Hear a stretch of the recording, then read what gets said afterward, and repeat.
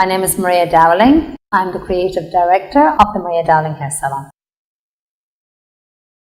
For short hair, for styling, you have to make sure you got the right products. So it all begins with whether you're using a paste, a molding cream, whatever you're using. If you want it to be textured, defined, you need to find the right products. That's the first thing.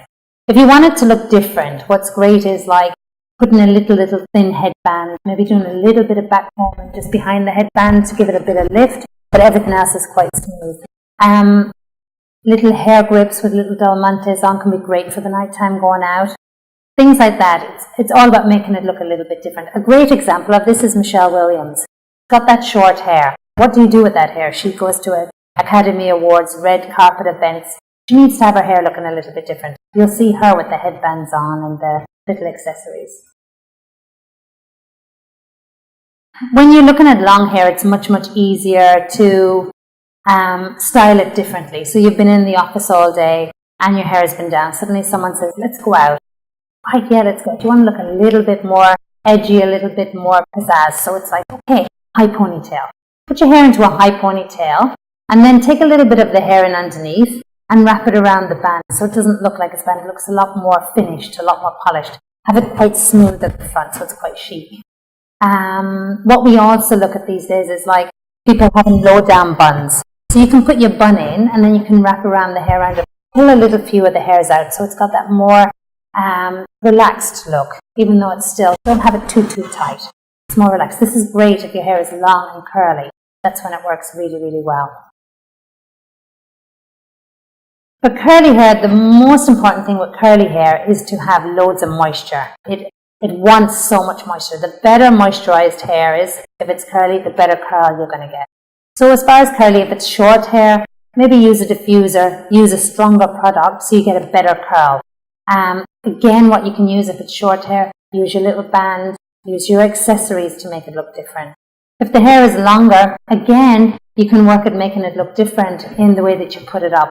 But what's in at the moment is plaits. So you could easily like plait from one side, bring your plait down long on one side, start like on the opposite side. Plaits at the moment, you can do a plait around the front. So you can really make your hair look different. Fringes that are grown out. So we go through different phases of fringes. And at different stages, someone will want that heavy fringe. Now that's great when you've just had the heavy fringe. But then you have to think, how am I going to grow it out? So what we do with that is we go from what is the heavy fringe to the curtain effect. So as it starts growing out, you start doing a center parting and you start bringing it down. Or else you can have a side parting, but then you sweep it across. So it's what I call the curtain effect. And then as it comes down a lot further, you start blending it in with the sides. And you don't have a fringe anymore. It's not as hard. People used to think, oh, don't get a fringe because it's going to be too difficult to grow out. It's really not that difficult. A great example of how to grow out a fringe was Jennifer Aniston. So when she had her fringe, what she used to do was take a little piece of the fringe and clip it underneath and her hair come over. That was a great way because it was clipped over. No one saw that she really had a fringe growing out. There will be that little bit of an awkward stage. But as long as you have these tips on how to get through it, it won't be a problem. Eyebrow lift. This is a really important thing when you're having your hair done. And it's a little technique that it'll either make or break the colour. It's where we lift the eyebrows just a shade or two because we get a lot of Middle Eastern women who want to bring their hair colours, which are quite dark, up that little bit, like 2, 3, 4 shades. It's important then that you lift their eyebrows that little bit.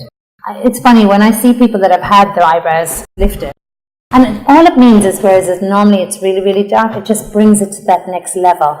And what everyone will say is, oh, your hair colour is amazing. And what I find is, yes, it's the hair colour, but it's also the fact that then it works with the rest of the face. Great idea.